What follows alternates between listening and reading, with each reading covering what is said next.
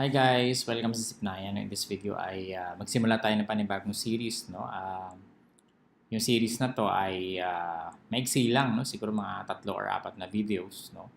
And in this series pag-uusapan natin kung paano ba mag-round ng numbers. No? So, may mga pagkakataon na hindi man natin kailangan sabihin talaga yung exact number. For example, umattend ka ng concert tapos tinanong ka ng kaibigan mo na sa tingin mo ilan yung umattend sa concert. No? So malaking malaking venue. So sabi mo sa kanya, siguro mga 3,256. Okay, so ang galing mo, no? Galing mo mag-estimate, but in reality, no, pwede mo sabihin na siguro mga 3,000. Or siguro magandang estimate niyo siguro mga 3,300 or 3,200. Okay, so yan, yung mga estimates lang yan. No? And one way to estimate numbers ay by rounding. No? Rounding numbers. So when we round numbers, in-estimate natin, no? Hindi natin kinukuha yung exact, but estimate the number to the nearest place value. No? Nabanggit ko yung place value. Napaka-importante niyan kasi sa rounding numbers, kailangan alam natin yung ibig sabihin ng place value. No? I know some of you already know this and siguro iba nakalimutan na. So, siguro konting review tayo sa place value. Let's take 3,256 na lang as an example. So, kung titignan natin yung mga numbers na to, na 3, 2, 5, 6, isa-isa, titignan natin per digit. Parang wala siyang meaning, no? Ito ay digit na 3, ito ay 2, ito ay 5, ito ay 6. No? So these are just single digits, no? Pero pag pinagsama-sama na natin at kinonsider na natin yung number 3,256, this number, hindi ibig sabihin nito ay 3, but this is actually 3,000, di ba? So this is 6, no? This is ones place, tinatawag natin, no? O tinatawag din natin yung ones digit. No? Ito, ang tawag natin dito ay tens place. No? Ito ay hundreds, no? And thousands. I think you get the idea.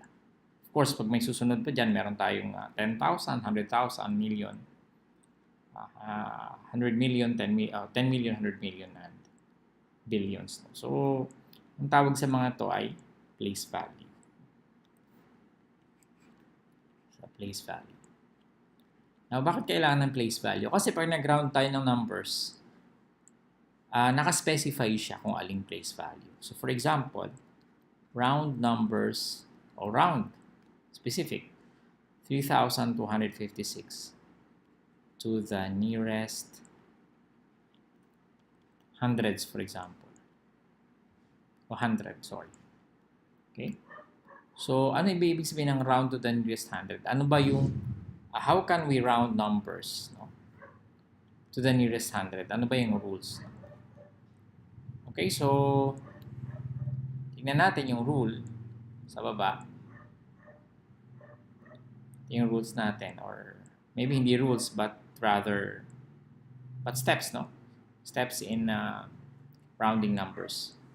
So first, locate the place value digit in the number. Yung place value digit, kung saang number, kung saang digit natin gusto i-round yung number, no?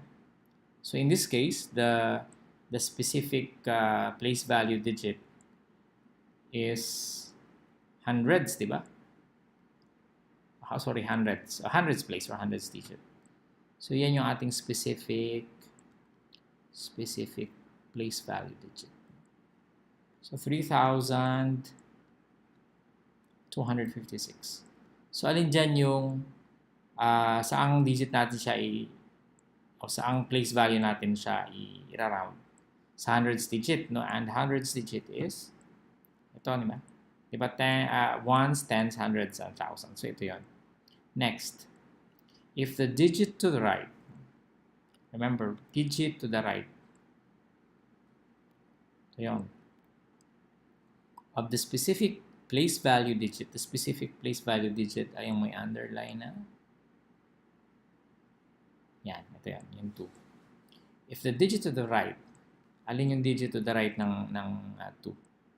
Obviously, 5, no? If the digit to the right of the specific place value digit is 0, 1, 2, 3, 4, the place value digit remains the same. So, hindi natin babaguhin yung 2 pag yung digit sa right ay 0, 1, 2, 3, 4. However, if the digit to the right of the specific place value digit is 5, 6, 7, 8, 9, add 1 to the specific value digit. So, pag 5, 6, 7, 8, 9 yung nandito, magdadagdag tayo ng isa dito. So, since 5 siya, magdadagdag tayo ng isa. This is 3, no? Ibahin natin kulay. This becomes 3.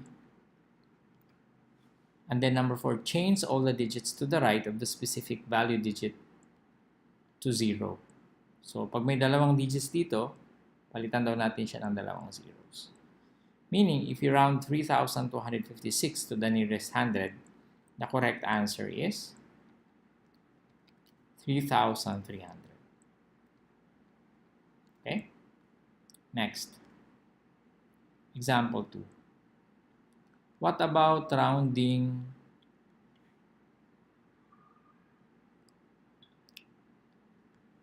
this was from the previous tutorial siguro. Hindi natin nabura.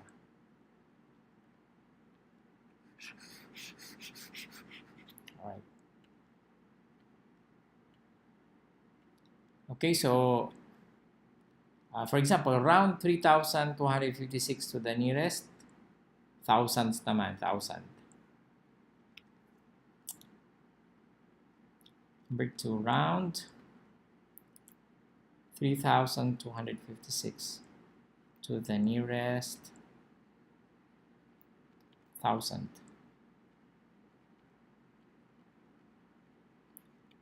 So, pag 1,000, ano naman titignan natin? Sa 3, 5, 2, 6. 1,000 is place. Saan yun? Yung 3, di ba? Baliktad ko yata. It's supposed to be 3,256. 3,256. So again, kung babasahin natin yung steps in rounding, gagawin natin is to look at the digit to the right of the specific value digit, yung 3, no?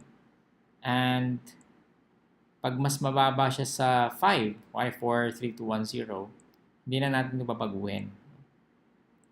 Pag mas mataas sa 5, magpa-plus 1 tayo dito, magiging 4.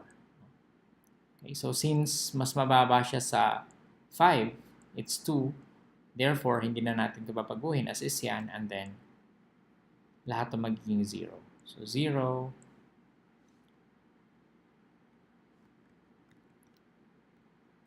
this becomes 0, 0, and 0. And the answer to this question is, if we round the 3,256 to the nearest 1,000, the correct answer is 3,000. Okay, so ano ba lang to? Introduction pa lang to, no? We have more examples in the next 2 or 3 videos siguro.